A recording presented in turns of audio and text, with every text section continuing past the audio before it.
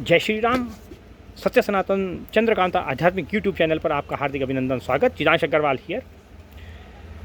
Academic video होते हैं हमारे, ground reality fact check and truth. आज हम आपके साथ बात कर रहे हैं साहब ऑनरेबल सुप्रीम कोर्ट में जो कुछ कल 20 जुलाई 2026 के मुद्दे पर सुनवाई हुई। जो कुछ 20 जुलाई 2026 को जंतर मंतर पर घटित हुआ वह सब आपने टीवी चैनलों पर, सोशल मीडिया पर और प्रिंट मीडिया पर देख ही लिया है। आज के अखबारों में कल की अदालती कार्रवाई को लेकर जो कुछ छपा है, जब हम उसका ग्राउंड रियलिटी फैक्ट चेक करते हैं तो निचोड़ निकलता है साहब कि अपनी टीआरपी बढ़ाने के लिए ये कुछ भी कहते हैं, बोलते हैं, लिखते हैं। शुरुआत वहीं से करेंगे। तमाम चैनलों के माध्यम से आपको बताया जा रहा होगा, आपने सुना भी होगा कि 20 जुलाई को जंतर मंतर पर जो ये तथाकथित सीजेपी, कॉकरोच जनता पार्टी और इसका संस्थापक अभिजीत दीपके,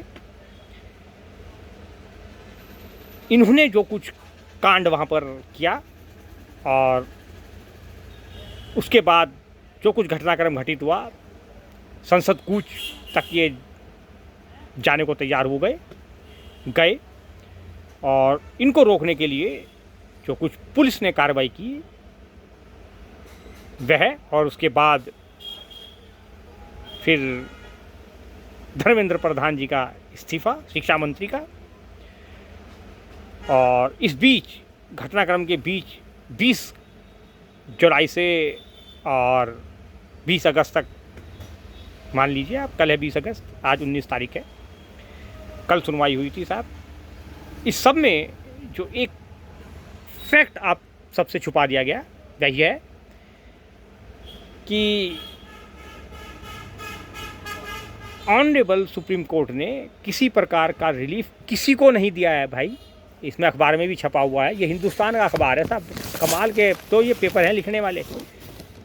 इसमें लिखा है छात्रों पर दर्ज केस रद्द करने का संकेत। कोई संकेत नहीं दिया भाई, किसी प्रकार का कोई संकेत ऑनरेबल सुप्रीम कोर्ट ने कल नहीं दिया है। वहाँ पर जो याचिकाएं दाखिल हुई, दर्ज की गई, उन पर जो तकड़ी, जिसको कहना चाहिए, बहस हुई, वह काबिले तारीफ़ है। पर वहाँ पर एक सज्जन, जो आप सब जानते हैं उनको, doctor Syed Rizwan Ahmed, lawyer, honourable Supreme Court, जो बैटिंग उन्होंने कोर्ट के अंदर की वह काबिले तारीफ़ है साहब। लगता है कि यार भारत में भी भारत माँ के ऐसे ऐसे सपूत मौजूद हैं। डॉक्टर सैयद रिजवान अहमद को नमस्कार, वंदे मातरम।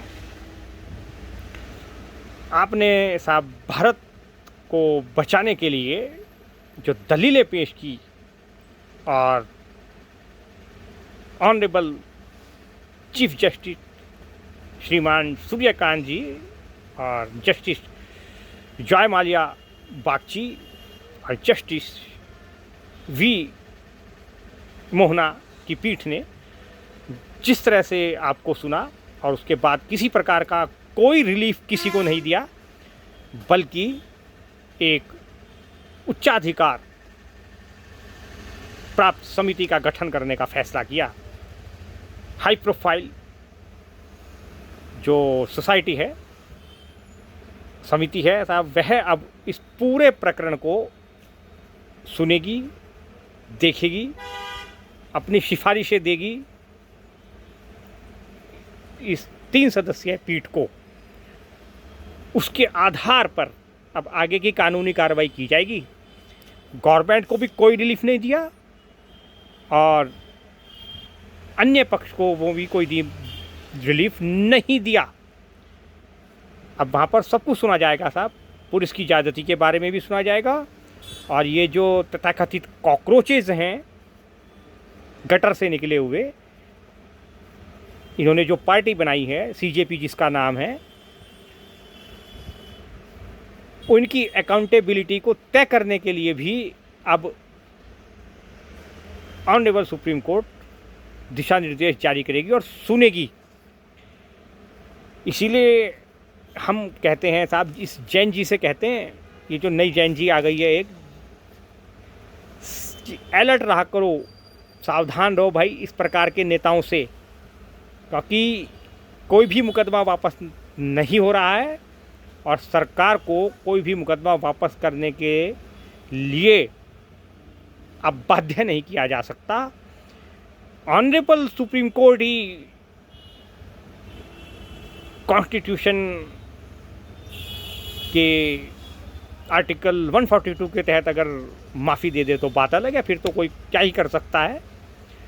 बट जब तक नहीं मिलती तब तक जो जेल की चार दीवारों के भीतर हैं वो भीतर ही रहेंगे और वो बाहर नहीं आएंगे। तो उन पेरेंट्स से भी हम यह गुजारिश करेंगे कि अपने बच्चों को समझाएं और इस प्रकार के प्रोटेस्ट से दूर ही रखें तो ज़्यादा बेहतर है उनके लिए और उनके आने वाले भविष्य के लिए। क्योंकि केवल इतना ही नहीं हुआ, ऑनरेबल सुप्रीम कोर्ट के अंदर ये भी हुआ कि सर 20 तारीख को जो कुछ घटनाक्रम घटित हुआ वह तो हो चुका, लेकिन थोड़ा इससे एक कदम आगे जाएं कि अगर इसके अलावा भी कुछ 20 जुलाई 2026 को घटित हो जाता तो क्या होता इस सीजेपी के कारण। तो आज ये सीजेपी के लौंडे लपारे बहुत ज़्यादा नाराज़ हैं साहब, और इन्होंने सोचा कुछ और था और हो कुछ और गया, क्योंकि बहुत बड़े बड़े वकील इनकी तरफ से इनकी पैरवी के लिए ऑनरेबल सुप्रीम कोर्ट में उपस्थित हुए थे। लेकिन डॉक्टर सैयद रिजवान अहमद ने जो बैटिंग वहाँ पर की और कोई रिलीफ किसी को नहीं लेने दी, वह काबिल तारीफ़ है साहब। आपको नमस्कार, आप बने रहिए हमारे साथ, हम आपको ground reality fact check and truth बताएंगे। पुलिस ज्यादतियों के साथ साथ इस बात की भी जांच होगी कि पुलिस वालों का सर किसने फोड़ा, महिला पत्रकारों से छेड़छाड़ किसने की, पुलिस ने क्या अश्लील हरकतें वहाँ पर की और गुंडे मवाली और कॉकरोचेज ने क्या दुस्साहस करने का प्रयास किया। अगर पुलिस कार्रवाई न करती तो क्या घटित हो सकता था। उच्चाधिकार प्राप्त समिति अब इस बात पर भी चर्चा करेगी और अकाउंटेबिलिटी तय करेगी और सब कुछ अब लिखित में होगा। और फिर यह समिति अपने सारी जो है कवायद लिखित में सीजीआई साहब के सामने रखेगी, ऑनरेबल सुप्रीम कोर्ट के सामने जाएगी, वहाँ पर फिर बहस होगी, उसके बाद अब निर्णय होगा। तो कोई नहीं बताएगा आपको इतने आसान भाषा में, इतने आसान तरीके से। तो बने रहिए आप हमारे साथ, हम आपको बताएंगे reality fact check, ground reality fact check and truth. सबने आज अखबारों की हेडलाइन भी है, संपादकीय भी बहुत बड़े बड़े लिखे हुए आए हैं। हिंदुस्तान ने तो अपनी हेडलाइन ही लिख रखी है, संसद मार्च में कथित पुलिस ज्यादती की जांच होगी। अरे भाई, पुलिस ज्यादती की जांच भी होगी और अकाउंटेबिलिटी उसकी भी अभी ये भी लिख देते हैं महाराज कि सीजेपी के जो फाउंडर हैं अभिजीत दीपके एंड कंपनी, उसकी अकाउंटेबिलिटी तय होने की भी जांच होगी, तय की जाएगी, ये भी लिखते साथ में। ये जो वन साइडेड होता है ना नैरेटिव सेट करना, वन साइडेड नैरेटिव सेट करना, ये लेफ्ट विंग देश विरोधी ताकतों का काम होता है। यार तुम तो इतना बड़ा अखबार चलाते हो भाई, सच भी लिख दिया करो, हम भी पढ़ते हैं तुम्हारा अखबार ये। और इसका संपादकीय देखिए साहब, इसका संपादकीय भी बताता हूँ मैं आपको, मेरे पास यही आता है यार, है ना। आज मैंने दोनों पढ़े, अमर उजाला भी पढ़ा। ये संपादकीय, ये पुलिस की भूमिका पर जंतर मंतर पर कॉकरोच जनता पार्टी के आंदोलन और जो है 20 जुलाई को छात्रों के संसद मार्च के दौरान दिल्ली पुलिस की कार्रवाई ने इस विरोध प्रदर्शन को देशव्यापी बना दिया, बल्कि दुनिया भर में इसे सुर्खियों में ला दिया। तो भैया दिल्ली पुलिस की कार्रवाई तो दिखाई दे रही है, इन गटर से निकले हुए कॉकरोचेज और इनके लौंडे लपारे, और वो जो वहाँ पर speak fall languages, dirty mind जिनका था, उसमें केवल छात्र नहीं हैं, छात्र छात्राएं दोनों शामिल थे। वो तुमने नहीं लिखा, वो नहीं दिखाई दिया तुमको। ये क्या बात हुई भाई, है ना। आलम तो ये हुआ कि हंगामा और वो सरकार जो बैकफुट पर गई, और जो है शिक्षा मंत्री धर्मेंद्र प्रधान को भी इस्तीफा देना पड़ा। तो केवल उन्हीं याचिकाओं को स्वीकार नहीं किया ऑनरेबल सुप्रीम कोर्ट ने, जो इस बात की जांच करेंगी, उन याचिकाओं को भी स्वीकार किया और उसके साथ क्लब किया जो घटनाक्रम कांग्रेस जनता पार्टी के फाउंडर्स एंड कंपनी ने किया। और जो पुलिस पर ज्यादतियाँ हुई, उनके सिर फोड़े गए, वो भी संसद यानी कि जिसको लोकतंत्र का मंदिर भी कहते हैं, उसको बचाने के लिए। ऐसा भी बता दिया करो, सच ही बोल दिया करो पूरा। आधा अधूरा सच बड़ा खतरनाक होता है देश के लिए भी, पूरा सच बोला करो। ये हिंदुस्तान अखबार वालों की टीम से मैं कह रहा हूँ, इसमें संपादकीय भी लिखा है यहाँ पर, सच भी बोल दिया करो भाई, है ना। झड़प में लिखा है इन्होंने आगे 240 पुलिसकर्मी और 200 के करीब प्रदर्शनकारी जख्मी हुई अपनी झेप मिटाने के लिए, पूरा लिखा इन्होंने। और पुलिस ने भी दावा कर दिया साहब वहाँ पे ऑनरेबल सुप्रीम कोर्ट के अंदर कि 2873 जिन लोगों की हमने शिनाख्त की है, वह सब के सब अपराधी और आतंकवादी भी हो सकते हैं उसमें कुछ, ऐसा भी हलफनामा देकर, एफिडेविट कहते हैं जिसको, वो पुलिस ने दिया है वहाँ ऑनरेबल सुप्रीम कोर्ट में। और जो वीडियोस और जो क्लिप्स और जो इंस्टाग्राम पर रील्स जो घूम रही थी, उनके बीच और पुलिस ने जो वहाँ प्रत्यक्ष देखा, उसके बीच भी बहुत बड़ा ज़मीन आसमान का अंतर निकला।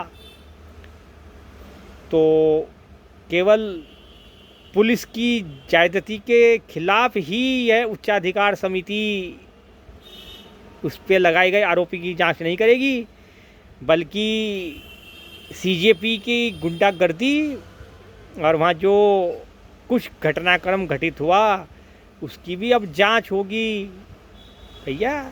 इसलिए तुम नर्वस हो सीजेपी वालों, कभी ना कभी ऊंट पहाड़ के नीचे आ ही जाता है। तो अब इस जांच को जो करेंगे वो भी साहब ऑनरेबल सुप्रीम कोर्ट या हाई कोर्ट के कोई पूर्व चीफ जस्टिस इसकी अध्यक्षता करेंगे। तो निकट भविष्य में पता लगेगा। अब सारे दस्तावेज जमा करने पड़ेंगे, उनकी भी जांच होगी, और ये बड़ा लंबा खींचेगा मामला। ये इसको आप छोटे में हल्के में मत लीजिए, ये बहुत लंबा चलने वाला है। अब तो मैं उन पेरेंट्स से कहना चाहता हूँ कि इस अपने जैन जी को समझाएं, सही मार्गदर्शन करें उसका, क्योंकि 17, 18, 19, 20 साल की एज में जो कुछ फिज़िकली और हार्मोनिकली चेंजेज होते हैं ना, उनके कारण जो भाई खून भी गर्म होता है लेकिन समझ उतनी होती नहीं।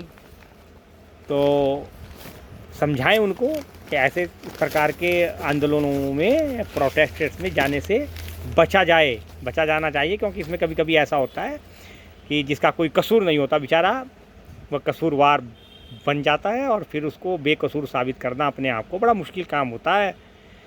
तो भीड़ भाड़ से दूरी रहना चाहिए, सभी को बचना चाहिए। करने दीजिए जो कर रहे हैं, जिनको नेतागिरी करनी है, आपके अगर बच्चों को नेतागिरी करनी है तो फिर ठीक है, फिर शामिल होइए, लेकिन शालीनता के साथ। जिस प्रकार की फॉल लैंग्वेज और अभद्रता, अश्लीलता, अशोभनीय कृत्य वहाँ पर जैन जी के द्वारा दिखाया गया और किया गया, वह तो ऑनरेबल सुप्रीम कोर्ट से निवेदन है कि इनको कभी माफ़ किया ही नहीं जाना चाहिए, क्योंकि नहीं तो एक गलत नज़ीर इस देश में पेश हो जाएगी भाई। आप मान के चलें साहब ऑनरेबल चीफ जस्टिस महोदय। यह आप एक गलत नज़ीर तो बिल्कुल भी नहीं बना सकते, क्योंकि सवाल केवल इन गटर छाप कॉकरोच का नहीं, सवाल इस देश की पूरी जनता 150 करोड़ के लगभग सेंसस होने जा रहा है उसकी भी मान मर्यादा का है। तो बने रहिए आप हमारे साथ, देखते रहिए सत्य सनातन चंद्रकांत आध्यात्मिक यूट्यूब चैनल। अगले किसी विषय पर फिर हम आपको बताएंगे। जय श्री राम।